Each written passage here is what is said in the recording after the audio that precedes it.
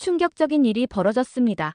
바로 얼마 전 미국 뉴욕 코넬 대학교 한 강의실에서 미국인 교수와 한국인의 학생의 높은 언성이 오가며 강의실의 분위기가 겨울바람처럼 차가워져 큰 논란이 생겼습니다. 한국에서는 학생이 교수한테 높은 언성으로 따지며 대꾸하는 상황이 안 좋게 보는 시각이 있는데요. 이 상황을 지켜보던 학생들도 믿기 힘들다며 어리둥절한 상황이 생겼습니다. 그럼 오늘의 사연 시작하겠습니다. 영상 시작 전 구독 버튼 꼭 눌러주세요. 안녕하세요.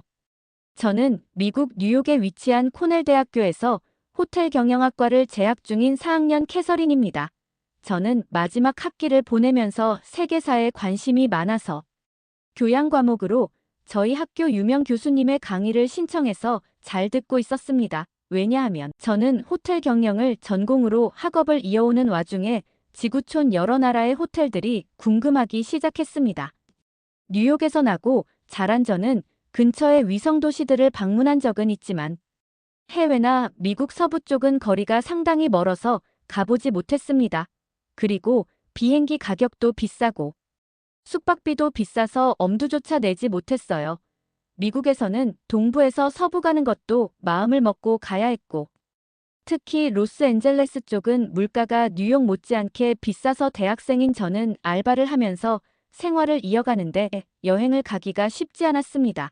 그래서 다른 나라들도 궁금했고 교양 강의 시간에 세계사를 배우면 그나마 다른 나라들의 문화와 생활 습관 등 조금이라도 알아두면 추후에 호텔에 취직하면 다양한 나라의 고객들이 방문을 해주실 건데 미리 조금이라도 지식을 알아두려고 세계사 강의를 신청한 거였습니다. 제가 듣는 강의는 너무 재미있었습니다. 제가 직접 가보지는 못했지만 강의로 듣는 것만으로도 그 나라들을 방문한 것 같았고 교수님의 센스 있는 강의는 지루할 틈이 없었어요. 그러던 어느 날 오늘의 주제는 한국에 대해서 강의를 듣는 시간이었습니다. 저는 평소에 삼성 갤럭시 휴대폰을 사용 중이고 갤럭시 태블릿과 노트북을 사용 중이었습니다. 그래서 한국에 대해서 항상 관심을 가지고 있었으며 IT 쪽은 한국의 삼성과 미국의 애플사와 전 세계에서 양대 산맥처럼 경쟁을 하고 있었기에 유달리 다른 나라보다 관심이 있었어요. 저는 미국 사람인데 왜 애플을 쓰지 않고 삼성을 쓰냐고요? 사실 애플을 써보긴 했는데 저는 학생이고 레포트 작성 등 과제를 해야 하고 아르바이트 하는 중에도 저는 조금 더 편하게 쓰려고 고민을 해보았고 친구가 갤럭시를 사용하고 있어서 써봤는데 애플에 비해서 너무 편리했던 거였습니다. 특히 저 같은 대학생한테는 학교와 알바를 병행하고 살다 보니 하루를 알차게 살아야 했고 그런 저의 생활 패턴에서는 애플보다는 갤럭시가 더 강력한 선택지였었고 그래서 삼성의 갤럭시를 택하게 되었습니다. 그날의 강의 시간에는 한국에 대해서 강의를 한다고 하니 저는 정말로 기대를 했고 강의 전부터 들뜨기 시작했습니다. 노트북을 세팅해두고 강의장에서 정신을 가다듬고 집중을 했습니다. 교수님께서는 저희 학교에서도 일타 강사였으며 항상 수강 신청 기간에는 제일 먼저 수강 신청 종료가 되었습니다. 그만큼 예전부터 인기가 있었고 강의 실력도 뛰어나다고 들었어요. 그래서 세계사 중에서도 한국에 대해서 강의한다고 하니 제 입장에서는 너무 기대가 되었습니다. 그렇게 강의가 시작되었고 교수님께서는 한국에 대해서 강의를 시작하셨습니다. 대략적인 한국의 일대기와 최근의 근대화 시절부터 설명을 해주셨습니다. 한국은 아시아의 동쪽 대륙 끝에 있는 작은 나라이며 한반도는 삼면을 둘러싸고 있는 바다를 가지고 있고 정말 눈부신 성장을 했는 국가라고 설명을 해주셨어요. 그리고 한국은 분단국가이며 한국의 전쟁에서 미국에서 파병으로 인하여 겨우 살아난 힘없는 국가라고 은근 까내리기 시작했습니다. 또한 나라가 작아서 한민족 특성이 강하고 개인들의 성격과 고집이 너무 강하며 아직 미국에 비해서는 형편없는 나라이며 옆 나라인 중국과 일본에 비교해도 면적도 작고 인구수도 작으며 경제력도 낮고 국방력마저 낮다고 하대하는 수업이었습니다. 그러며 한국은 오래전부터 중국의 속국이었고 조공을 바치던 나라였고 힘이 없는 나라이고 일본에게는 나라를 빼앗기고 국권을 침탈당했으며 더 멀리로는 조선시대에도 침략을 당했다고 힘이 없는 아시아의 작은 국가라고 선입견의 프레임을 심으려고 그러는지 자꾸 그런 식으로 설명을 했었습니다. 저도 한국에 관심이 있어서 찾아보았던 적은 있었는데 그 정도는 아니었습니다. 제가 찾아보았을 때는 한국에 정말 대단한 나라였던 거예요. 그런데 교수님께서 자꾸 별 볼 일 없는 나라처럼 강의를 이어가던 중이었습니다. 그러던 그때 강의실 중간쯤에서 어떤 학생이 손을 번쩍 들고 일어나는 것이었습니다. 그는 바로 한국인 유학생이었습니다. 한국인 유학생이 듣기 거북하다는 그런 표정을 지으며 도저히 들을 수 없었는지 손을 번쩍 들고 일어났습니다. 그리고 교수님을 향해서 지금 강의하시는 게 다 틀린 거라며 교수님에게 항의하며 말을 했습니다. 갑자기 일어난 한국인 유학생의 발언에 교수님은 놀란 표정과 어이없는 말투로 한국인 유학생에게 자리에 앉으라며 말을 했어요. 하지만 한국인 유학생은 교수님의 강의가 잘 못되었다며 본인이 앞에 나가서 팩트를 말하며 논리적으로 발언한다고 했습니다. 교수님은 거부를 했지만 다른 학생들도 한국인 유학생의 말을 듣고 싶다고 한국인 유학생의 편을 들어주었습니다. 그러자 할 수 없이 교수님은 못 이긴 듯 강의실의 교단에서 옆으로 물러나며 자리를 내주었습니다. 강의실 단상에 올라온 한국인 유학생은 그 눈빛부터 남달랐습니다. 자신의 나라가 욕보이자 많이 화가 난 듯했지만 꾹 참으며 강의를 들었고 하지만 결코 용납이 되지 않아 나서게 되었던 거였죠. 한국인 학생의 이름은 박서준이었습니다. 단상에 올라선 박서준은 교수님께서 처음 하신 말부터 반박을 해가며 한국의 일대기를 처음부터 다시 설명을 했습니다. 한국은 아시아의 동쪽에 위치한 면적이 작은 나라이긴 하지만 정말 위대한 나라이라며 자신 있는 소리로 말했습니다. 비록 면적은 작고 예로부터 오랑캐의 침입을 많이 받기는 했지만 그런 위기 속에서도 멸망하지 않고 지금까지 지켜온 위대한 국가라고 말했습니다. 교수님이 말했던 중국의 속국이라고 비하를 했지만 조선시대까지는 사대주의라는 문화가 있어서 그런 속국이라는 프레임이 씌워져 있었지만 지금은 절대 아니라며 오히려 중국보다 더욱 발전했는 나라이라고 말했습니다. 서준 학생은 강의실에서 학생들을 보면서 지금 쓰고 있는 휴대폰과 노트북, 심지어 손목에 있는 워치까지 삼성을 쓰는 사람 얼마나 많이 있냐고 손을 들어보라고 했는데 학생들의 절반 이상이 손을 들었습니다. 심지어 교수님마저 삼성을 쓰고 있었던 거예요. 그러면서 중국산 디지털 기기 가지고 있는 사람을 물으니 단 한 명도 없었던 겁니다. 그러면서 한국은 IT 강국이라며 전 세계적으로 유명하다며 뉴욕의 번화가에 가도 삼성 광고를 하고 있으며 그만큼 브랜드 파워가 상당히 높으며 미국의 애플과 견주는 유일한 기업이라고 말했습니다. 그리고 교수님께서 하신 말씀 중에서 일본에 비해서도 뒤처진다고 했고 일본의 식민지였다고 비하했지만 여기에 대해서도 당당히 말하는 것이었습니다. 비록 일제강점기에 나라를 빼앗겨 서름이 있는 민족이 맞긴 하다며 하지만 그 독립을 이뤄내고 지금은 일본에 뒤처지지 않을 만큼 경제 강국으로 성장했고 일본의 소니보다 삼성이 더 유능한 기업이라고 말했습니다. 그의 발언에는 자신감이 강하게 올라 있었어요. 그러면서 제가 알지 못했던 역사를 알게 된 것이었고 저는 교수님의 강의보다 지금 한국인 유학생 서준이가 말하는 게 더 재미있었습니다. 저는 한국에 대해서 조금의 역사는 알고 있었습니다. 한국 전쟁으로 인하여 남북이 분단되며 동족상잔의 비극을 겪었고 미국의 도움으로 자유민주주의를 지켜낸 국가라고 알고 있었어요. 그리고 지금의 대한민국이라는 나라가 있기까지 국민들의 노력이 엄청났다고 알고 있어요. 이 내용도 한국인 유학생 서준이가 자세히 설명을 해주었어요. 서준이가 말하길 비록 나라를 빼앗기는 수모를 당하기는 했지만 일본으로부터 독립하며 국가를 다시 찾아내었지만 불과 얼마 지나지 않아서 동족상잔의 비국인 한국전쟁이 일어났다고 설명했습니다. 한국은 전쟁 이후 미국의 원조를 받기는 했지만 전 세계에서 제일 가난한 나라였고 아프리카보다 못 사는 나라였습니다. 하지만 저희 할머니 할아버지 세대에서 정말 힘들게 일해서 자신의 후손들에게는 조금 더 나은 삶을 살게 해주고 인간다운 생활을 하게 해주려고 뼈 빠지게 일했고 본인들의 힘든 건 모르고 오직 국가와 후손들을 위해서 일하였고 그리고 자식들의 배움에 끝없는 뒷바라지를 했다고 말했습니다. 배우지 못한 서름이 가득했던 저희 할머니, 할아버지 세대들은 그 서름을 잘 알았기에 공부를 정말 열심히 시켰습니다. 좋은 무기보다는 어떤 순간에는 결정적인 펜이 더 힘이 된다는 것을 알았습니다.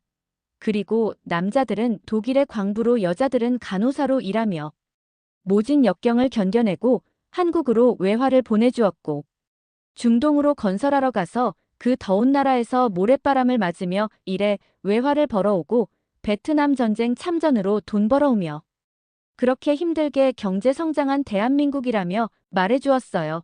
비록 전쟁 이후 전 세계에서 가장 가난한 나라였지만 지금은 눈부시게 발전해서 잘 사는 나라로 이름을 올리고 있고 한국 전쟁에서 도움받은 나라에서 지금 현재는 도와주는 나라로 바뀌었다고 자랑스럽게 말했습니다. 그리고 현재는 세계 곳곳에 아픔이 있는 순간에는 한국에서는 도움을 주러 가고 있는 수준의 나라가 되었고 비록 삼면이 바다로 쌓여 있지만 이렇게 눈부시게 경제성장을 이룬 나라는 한국 빼고 없다고 말했어요. 하지만 교수님은 유학생의 말에 태클을 걸었어요. 교수님은 한국인 학생의 말에 동의할 수 없다며 한국은 국방력도 약한데 어떻게 다른 나라에 도움을 주냐고 말하며 비꼬았습니다. 그러자 한국인 학생은 또 반박을 했어요.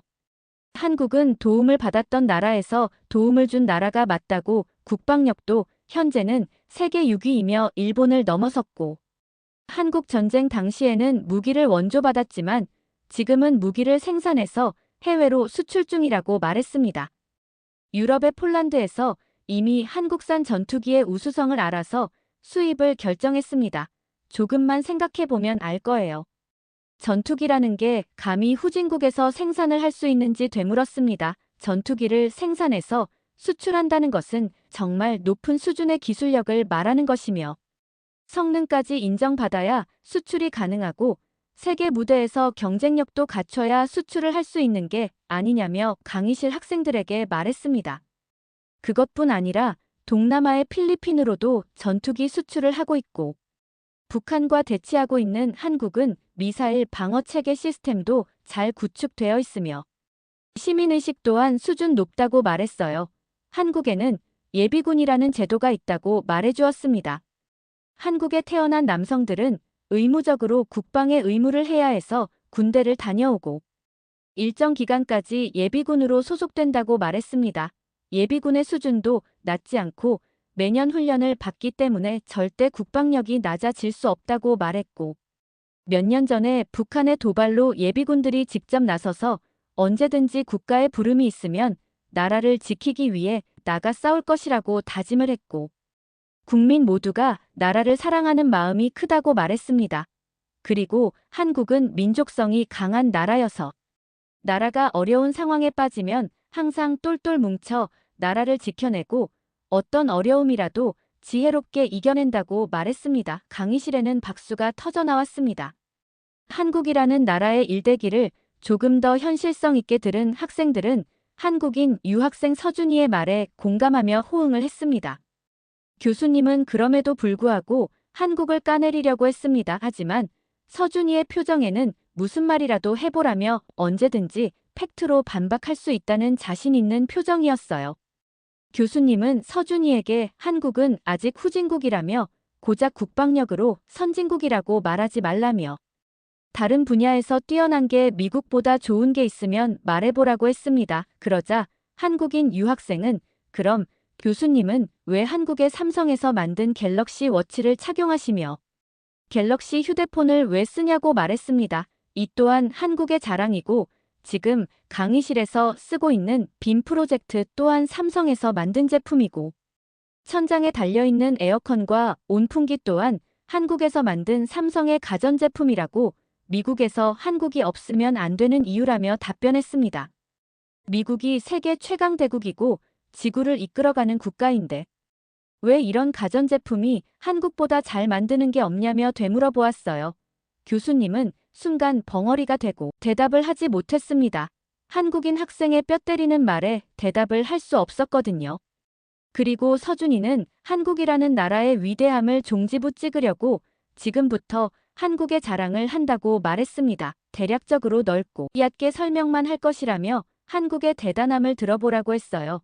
한국은 전 세계인들이 아는 K-팝으로 전 세계의 인기를 쓸어가고 있으며 유명 도시에 어디를 가도 K-팝이 들려온다며 설명을 했어요. K-팝뿐만 아니라 전자제품들도 한국 제품 없이는 못 사는 세상이 왔다며 가정집에서 쓰는 TV와 냉장고, 세탁기, 공기청정기 등등 일상생활에 한국 가전제품을 빼면 정말 살아가지를 못하는 거였어요.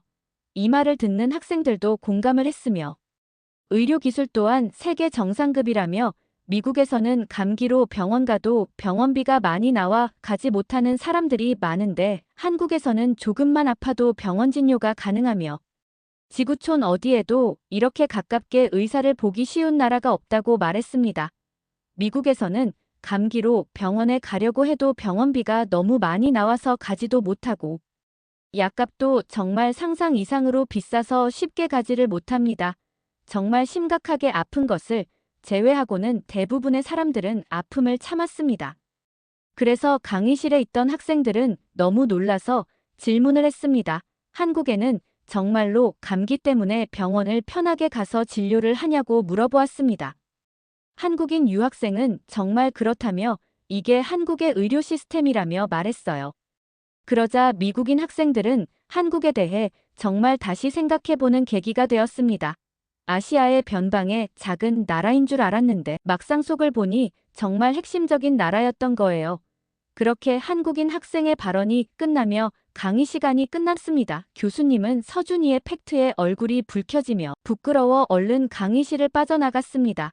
저는 한국에 대해서 너무 궁금한 나머지 강의가 끝나고 서준이에게 찾아가서 물어보았습니다. 한국의 호텔에 대해서 궁금하다며 미국과 비교해서 설명해 줄 게 있냐며 물어보았는데 서준이는 자신도 아직 학생이라서 비용이 높은 호텔을 가보지는 못했지만 미국의 호텔보다는 규모는 크지 않더라도 호텔 서비스의 수준은 미국보다 높을 것이라며 저한테 말해주었고 한국에도 유명 호텔들이 즐비해 있으니 취업을 앞둔 저에게 한국에서의 생활을 해보고 싶으면 한국의 호텔도 괜찮을 거라고 저한테 제안을 해주었습니다.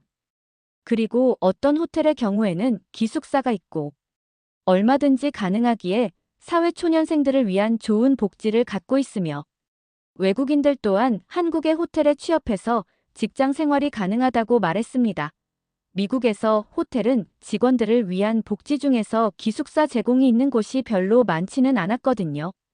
기숙사가 메리트 있어서 저는 한국으로 취업을 나가보고 싶은 마음이 생겼고 이번 기회에 한국을 경험한다면 저에게 있어서 엄청 큰 경험이 되지 않을까 싶습니다. 오늘 강의 시간에 한국인 유학생과 친해진 저는 다음 수업 시간부터 같이 강의를 듣자고 제안했고 다음에는 조금 더 자세하게 한국에 대해 알려주면 좋겠다고 부탁을 했습니다. 얼른 한국을 방문하고 싶은 저는 한국이 너무 기대가 됩니다. 오늘의 이야기는 여기까지입니다. 잘 들으셨나요?